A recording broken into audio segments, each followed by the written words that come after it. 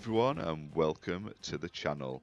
My name is Ash and today I'm going to be doing a quick review for Agent Intercept on Xbox.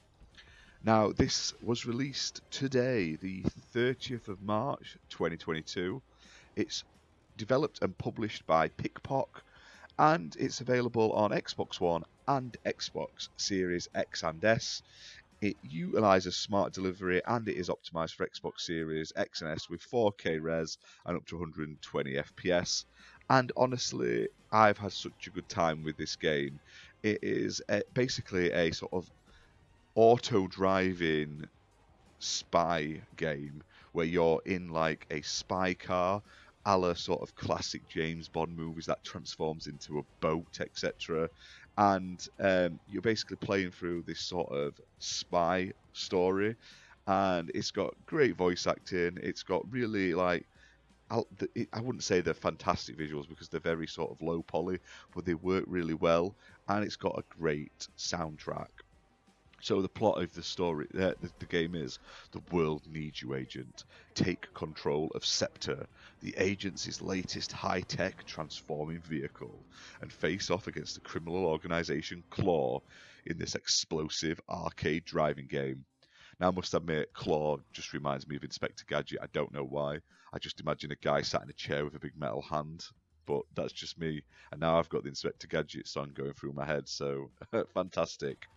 So it says, dodge enemy fire, mines and lasers as you perform over-the-top stunts and use Scepter's high-tech gadgetry to blow up your enemies. Feel like a super spy as you transform the Scepter from car to plane and more.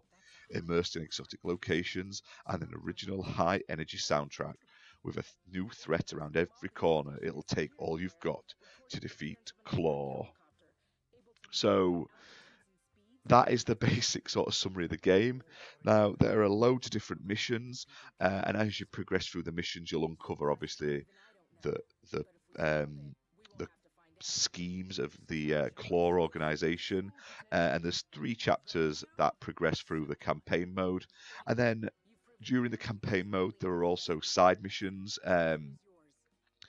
which improve the game with like unique game mechanics as well, which I thought was pretty neat. So it's really worth trying out these side missions as you go.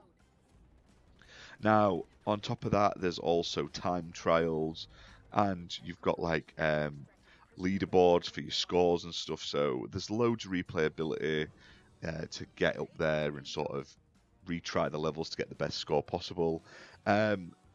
But yeah, I thought it was really, really cool.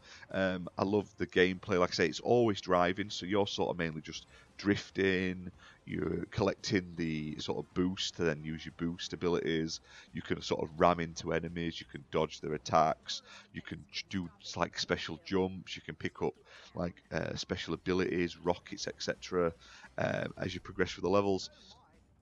But it's just really stylized, and I thought it was really, really fun.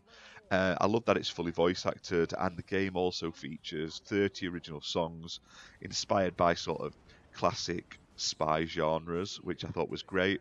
Definitely reminds me of Spy Hunter, if you remember that game.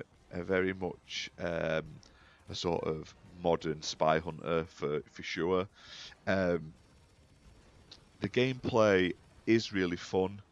There's not a lot of repetition to it because each of the levels there's always unique things to do in them, and there's like obviously the story, etc. But obviously if you're replaying them for your sort of high scores, and that you may find a bit of repetition. But like I say, the story is really interesting. There's loads of different variety to the game and the different types of missions. Obviously being able to switch between like to a plane, to a boat, etc. at different times. But I thought it was really fantastic. I highly, highly recommend it, and I believe it's actually like a port of a mobile game, so you can't complain that they've done a fantastic job in porting it to Xbox and other consoles. Like I said, I know it's on Steam as well. Highly, highly recommend it, especially if you like James Bond films or classic spy games, etc. You'll probably love this, like I say. Now, there's also other things you can unlock. There's like objectives you have to do in each mission, which is another reason to replay them. Like I say, I mean, I particularly missed a few of them on my first playthrough, but there's things you have to hit. So if you hit all them, you get data cards, which include like artwork and sort of like behind the scenes and lore and stuff like that on the game, which I thought was really cool as well. And you can also unlock these things called like secret experiments, which sort of change how the game plays, which like customization options and stuff like that as well. So there's a whole host of things you can unlock in the game to sort of keep you going and keep you interested. But I am having a ton of fun with this. I still have got more to do in it, like I say, but the story itself and the campaign has been really enjoyable, and I can't wait to jump back into it. And even, like the missions are only a few minutes long each. You're probably only looking at less than 5 minutes a mission, so you can sort of jump in, do a couple of missions every now and again as well. So it's great for me who doesn't have a ton of time in the game, um, so I can sit and just hammer games for hours and hours. I like to be able to jump in, do a bit, feel like I'm not going to miss anything by not sitting and hammering a game. And this is definitely one of those games. So really recommend it. They've done a fantastic job. Check it out. Like I say, it's currently available on Xbox at £16.99. Utilize a smart delivery. So like I say, you're going to get the best version no matter what you buy it on. But yeah, check it out. Really, really fun. But that's that for this video. Hope you've enjoyed it. If you have, hit that like button, hit subscribe, and we'll see you soon for more videos, guys. Bye for now.